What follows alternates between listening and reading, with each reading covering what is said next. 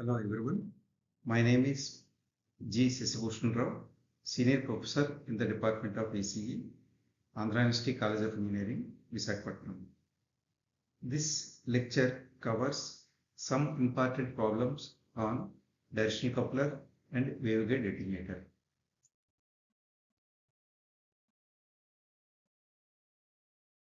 So let us see the problem. Let me read out the problem. If the incident power at port 1 of directional coupler is 500 milliwatt and if the coupling factor is 20 dB, calculate the power in output port and forward coupled port. So typical directional coupler 4 ports are shown here.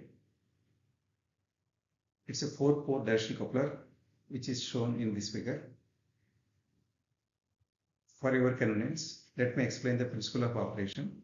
When an input signal travels from port 1 to port 2, a part of the signal is coupled to port 3 and no power is delivered to port 4, which is the isolated port.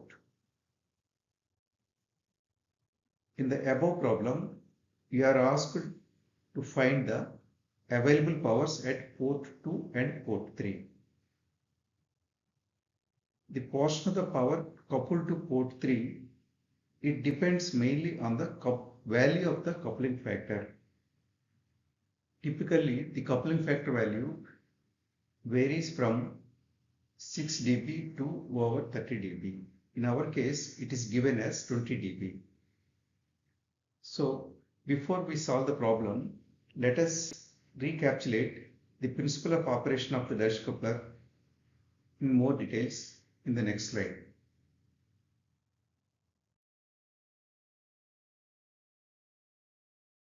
So this is the directional coupler with 4 ports.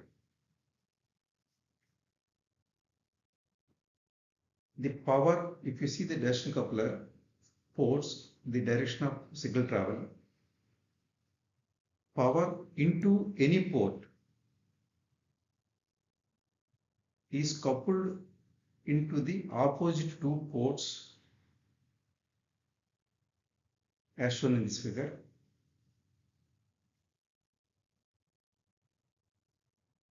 And not to the adjacent port. So this property gives us,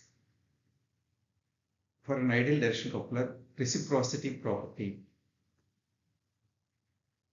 It is also a lossless device because no power enters into the isolated port. So total power, whatever that is available at port 1, will be available at port 2 and depending upon the coupling factor, the remaining power at port 3. So keeping the properties in mind, we can say that an ideal directional coupler can be treated as reciprocal, lossless, matched at each port. So now let us solve this.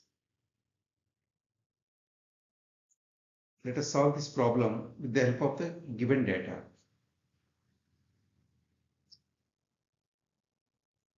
This is the graphical representation of the directional coupler and this is the given data. Values to be determined are like this.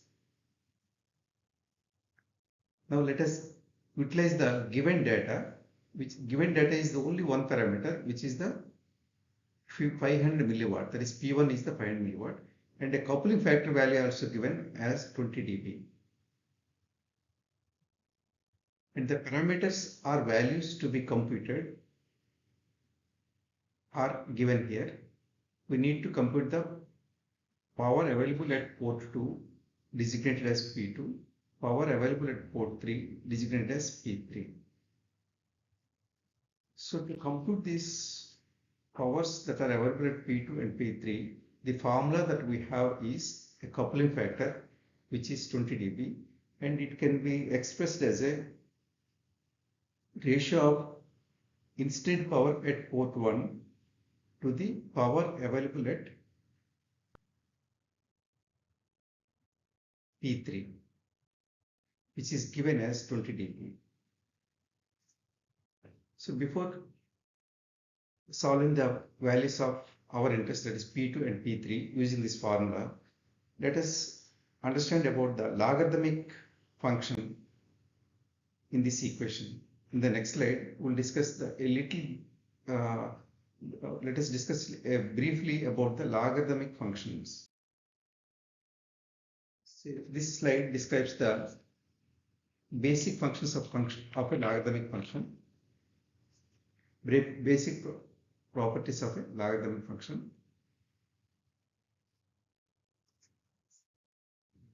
The first thing that should come to our minds is that logarithmic functions are basically just exponential functions written in a different way. So always remember, a logarithm is an exponent. A logarithm, let us say this logarithm, a logarithm is a exponent x. For example, if I say x equals to base a of b, that is x equals to log b base a, then we can take this expression and rewrite it or rearrange it like this, which is equivalent to the exactly same as b equals to a with an exponent x.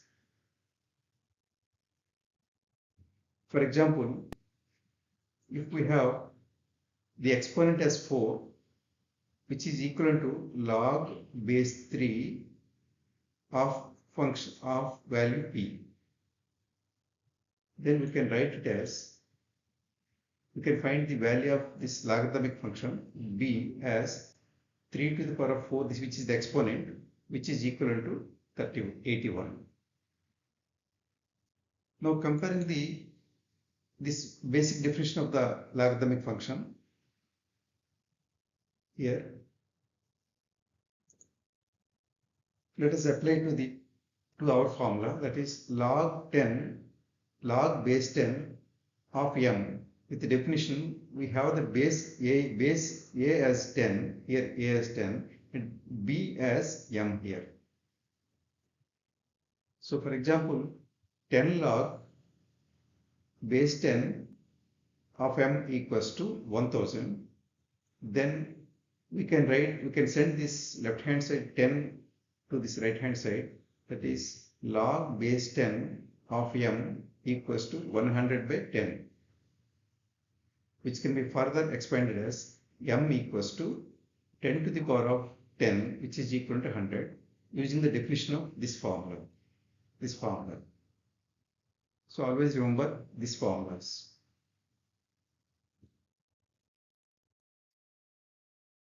With respect to the logarithmic function expression given in the previous slide, so let us solve the problem by using the coupling factor formula. We have seen the given data P1 and we need to compute the powers that are available at port 2 and port 3. This is the directional coupler that we have. So let us go for the standard definition of the logarithmic function, which is given as 10 log base 10 of m, which is equal to n. Similar to this one is our expression 10 log of base 10 ratio of powers power P1 and P3, which is given as 20 dB as the input data. So this expression can be rewritten as, by sending this 10 towards this RHS side, it becomes n by 10 log of base 10 of m. So similarly, our expression given in the problem can be rewritten as log of base 10 ratio of powers P1 by P3 is written as 20 by 10, which is equal to 2. So the solution to this logarithmic expression is, we need to find the m here. So m can be written as 10 raised to the power of n by 10. The exponent for this base 10 this is. So this is similar to this one our problem, P1 by P3 is given as exponent 2, that is 10 raised to the power of 2, which is equivalent to 100. So we can reciprocal of this formula, this expression can be written as P3 by P1, which is equivalent to 1 by 100. So P3 can be computed as 1 by 100 times P1. P1 is given as 500 milliwatt. On computation, we arrive 5 milliwatt power available at P3. So once we know the power of P3, you can easily find the powers that is available at P2, because no power goes into the P4, and you know the input power P1, you know the power that is available at P3. So P2 can be computed simply by subtracting the P3 power from the P1 power. So the expression for this output power or throughput power or P2 is given as P1 minus P3, which is equivalent to 500 milliwatt minus 5 milliwatt, equivalent to 495 milliwatt. So with this problem is solved.